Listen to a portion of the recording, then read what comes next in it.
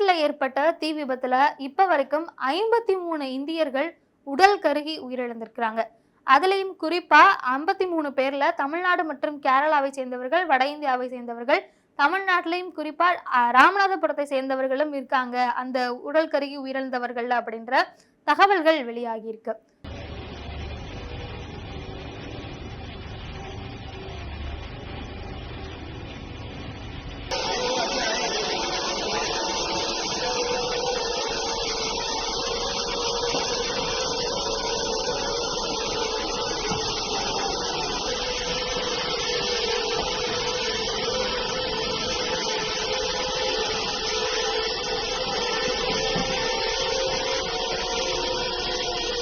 தூங்கிக்கிட்டு இருக்கும்போது உடல் கருகி இறந்திருக்கக்கூடிய சோகம் ஒரு மிகப்பெரிய அதிர்ச்சியை ஏற்படுத்தியிருக்கு. அந்த தீ விபத்துல இருந்து தப்பிக்கிறதுக்காக அடுக்குமாடி குடியிருப்புல இருந்து கீழே விழுந்து அப்படி உயிரிழந்தவங்களும் அதிகமா இருக்கிறாங்க அப்படின்னு சொல்லப்படுது. தொடர்ந்து உயிரிழப்புகளினுடைய எண்ணிக்கையும் அதிகமா இருக்கு. ஸோ அங்க என்ன நடந்தது, என்ன நடவடிக்கைகள் இப்ப வரைக்கும் இந்தியா சார்பில் எடுக்கப்பட்டு இருக்கு அப்படிங்கறத இந்த வீடியோல பார்க்க போறோம். ஸோ குவைத்தினுடைய தெற்கு பகுதியில் இருக்கக்கூடிய மேங்காஃப் அப்படிங்கிற பகுதியில ஒரு குடியிருப்பு கட்டிடம் வந்து கட்டிட்டு இருந்திருக்காங்க. ஓரளவுக்கு பணிகள் எல்லாமே முடிஞ்ச நிலையில குடியிருப்பு வாசிகள் கொஞ்சம் கொஞ்சமா வர ஆரம்பிச்சிருக்காங்க, தங்கி இருக்கிறாங்க. அதே போக அந்த குடியிருப்பை கட்டக்கூடிய நிறுவனத்தினுடைய தொழிலாளர்கள், அந்த இதுல வேலை பார்க்கறவங்க ஒரு 200 பேரும் அதே கட்டிடத்துல தங்கி இருக்கிறாங்க. அந்த 200 பேர் தான் இந்தியாவை சேர்ந்தவர்கள். வட இந்தியா, தென்னிந்தியாவில தமிழ்நாடு மற்றும் கேரளாவை சேர்ந்தவர்கள். கேரளாவை சேர்ந்தவர்கள் அதிகமாக உயிரிழந்திருக்கிறதாக சொல்லப்படுது.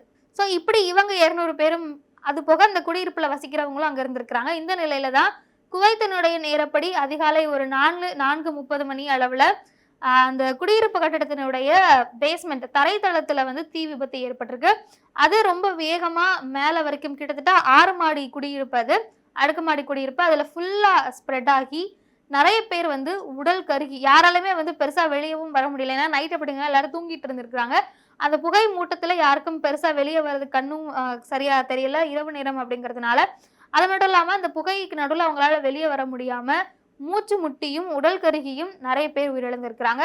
அதுல இந்தியாவை சேர்ந்தவர்கள் மட்டுமே நேற்று வரைக்கும் 49 அந்த மாதிரி சொல்லப்பட்ட நிலையில தற்போது வரை 53ஆக பலி எண்ணிக்கை உயர்ந்திருக்கிறதா சொல்லப்படுது. ஸோ இதற்கு காரணம் என்ன அப்படின்னு நேற்றுல இருந்து அவங்க பார்க்கும்போது அங்க ஏற்பட்ட குறைந்த மின்னழுத்தம் தான் காரணம் அப்படின்ற மாதிரியான தகவல்கள் வெளியாகி இருக்கு. அந்த நிறுவனத்து மேலையும் வழக்கு பதிவு செய்து விசாரணை நடத்தப்படும் அப்படின்னு குவைத் அரசாங்கம் சார்பில் பேசப்பட்டு இருக்கு. இது வந்து இப்போ 2 நாட்டுக்கும் நடுவில் இருக்கிற விஷயங்கள், 2 நாடு சம்பந்தப்பட்டது அப்படிங்கிறதுனால குவைத் அரசாங்கமுமே ரொம்ப தீவிரமா அந்த குடியிருப்பு கட்டிடத்தினுடைய உரிமையாளர் யாரு, யார் அந்த கான்ட்ராக்ட் எடுத்து நடத்திட்டு இருக்காங்க அப்படின்னு ஒவ்வொருத்தரையா பிடிச்சு ரொம்பவே தீவிரமாகவும் துரிதமாகவும் அந்த விசாரணை நடத்திட்டு இருக்கிறாங்க. ஸோ இந்தியா சார்பில் அங்க இருக்கக்கூடியவர்களை மீட்பதற்காகவும் உடல்கள், அங்கிருந்து இறந்தவர்களுடைய உடல்களை இங்க கொண்டு வரதுக்காகவும் தனியாக விமானப்படை அனுப்பப்பட்டிருக்குது. அங்க இருக்கக்கூடிய பிற தமிழர்களினுடைய அந்த கட்டிடத்துல யார் யாரெல்லாம் இன்னும் உயிரோடு இருக்காங்களோ, யார் யாருக்கெல்லாம் ஹெல்ப் தேவைப்படுதோ, ஸோ அதற்காக அவசர உதவி இந்தியா சார்பிலையும் அளிக்கப்பட்டிருக்கு. அதே மாதிரி தமிழ்நாடு சார்பில் தமிழக அரசினுடைய தமிழர் அயலக நலத்துறை சார்பாகவும் அங்க இருக்கக்கூடிய சில தமிழ் சங்கங்கள்லாம் இருப்பாங்களே, அவங்களை தொடர்பு கொண்டு அங்க என்ன பிரச்சனை, அங்க யார் யாருக்கு என்ன உதவி தேவைப்படுது, அந்த மாதிரியான உதவிகளை வந்து அதற்கான அவசர எண் அப்படின்னு தமிழ்நாடு சார்பாகவும் அறிவிக்கப்பட்டிருக்கு. அதே மாதிரி மத்திய அரசு சார்பாக அங்க யார் உயிரிழந்தாங்களோ அவங்க குடும்பத்துக்கு நிவாரண தொகையாக 2 லட்சம் ரூபாய் வந்து அறிவிக்கப்பட்டிருக்கு. அதே மாதிரி பிரதமர் மோடி, நடிகர் கமல்ஹாசன், இங்க முதலமைச்சர் ஸ்டாலின், இந்த இந்தியாவினுடைய வெளியுறவுத்துறை அமைச்சர் ஜெய்சங்கர் அப்படின்னு ரொம்பவே எல்லாரும் வேகமாக தான் செயல்பட்டு இருக்காங்க. எல்லாரும் கமல்ஹாசன் அவர்கள் இன்னைக்கு இப்படிப்பட்ட ஒரு விஷயம் நடந்திருப்பது வேதனை அளிக்கக்கூடியதாகவும் அதிர்ச்சி அளிக்கக்கூடியதாகவும் இருக்கு அப்படின்னு ட்வீட்லாம் போட்டிருந்தாரு.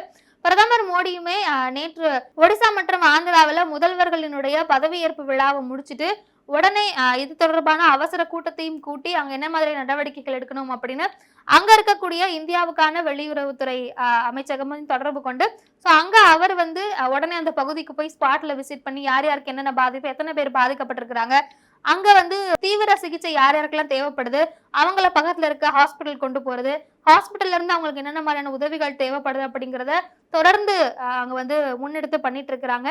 அதே மாதிரி தற்பொழுது பலி எண்ணிக்கை கூடும் அப்படின்னு எதிர்பார்க்கப்படுறதுனால மோடி அவர்கள் தலைமையிலான மத்திய அமைச்சரவையும் இன்னைக்கு கூடி ஆலோசனை நடந்துட்டு இருக்கு.